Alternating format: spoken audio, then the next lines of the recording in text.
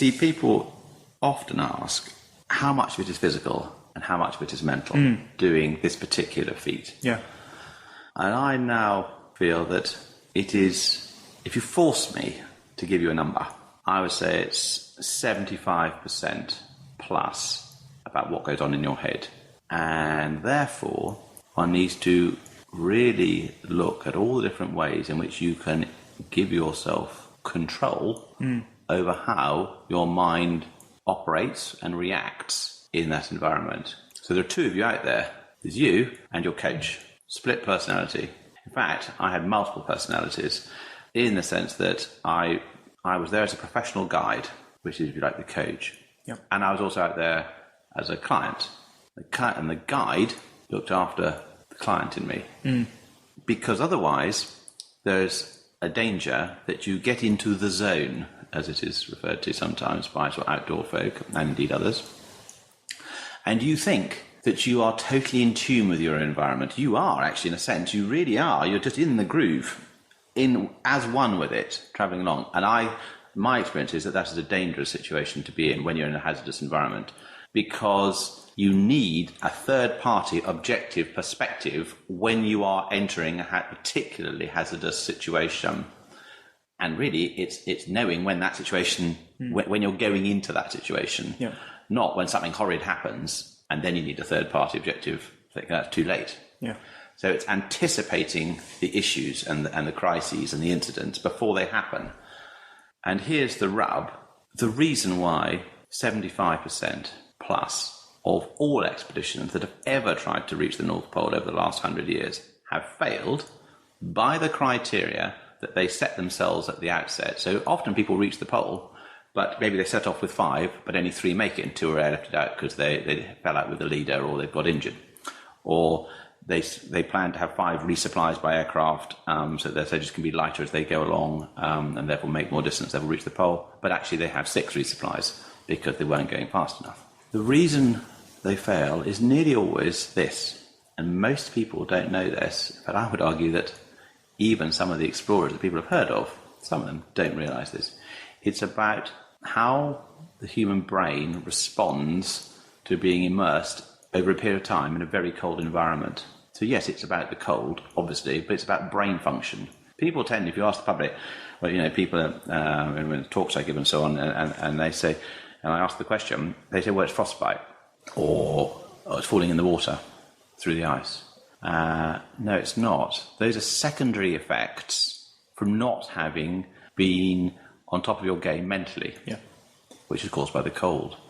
So it is like being drunk, where you are, and it is like being drunk, it's like having drunk like a bottle of whiskey a day. Well, in my case, I was drinking a bottle of whiskey a day. I didn't actually, of course, I didn't have any alcohol at all. But imagine a situation where you're alone for 75 days in an extreme and hazardous, extreme and ongoing way, and hazardous occasionally, environment, trying to do something that's never been done before, that's pushing you to the absolute boundaries on all fronts to be able to pull it off, and yet you're half cut. And trying to maintain a policy of a zero tolerance to mistakes of any scale while being half sloshed. It's virtually impossible. But at least I recognise that was the actual challenge of this whole thing. And it is having the mental focus and discipline and strength to override the brain's natural propensity not to think about problems. It's so much easier, however hard it is, it's so much easier just to keep walking, pulling the sledge, and thinking in a vague sort of way about this might happen, that might happen, you know, I feel a bit of pain here, but I'll keep going till the next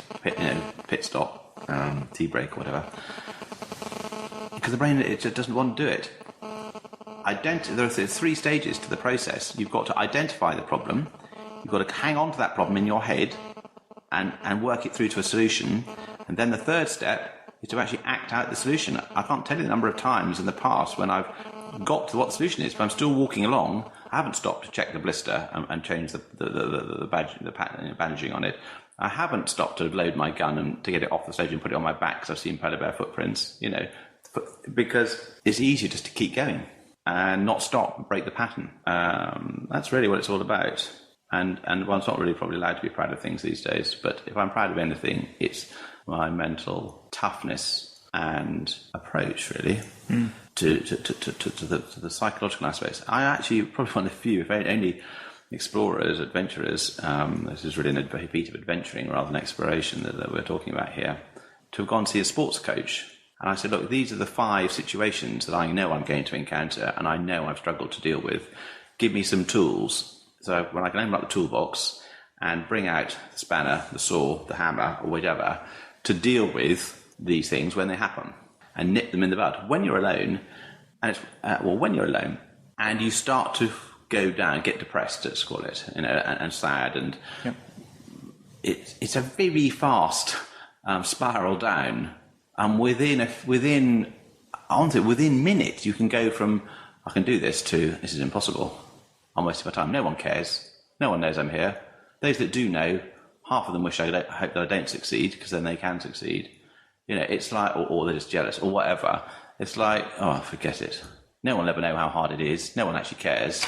Why am I doing this? It's impossible. It's a bad year. The ice is just really bad. I can just tell people that, or I actually believe it is the case. It's a really bad situation. You go on something of a roller coaster, and so it was nipping that in the bud. As soon as I realised I was feeling a bit low about something, right, stop right there. No one sent you here. You did this because it's tough, because you want to prove that you can do it.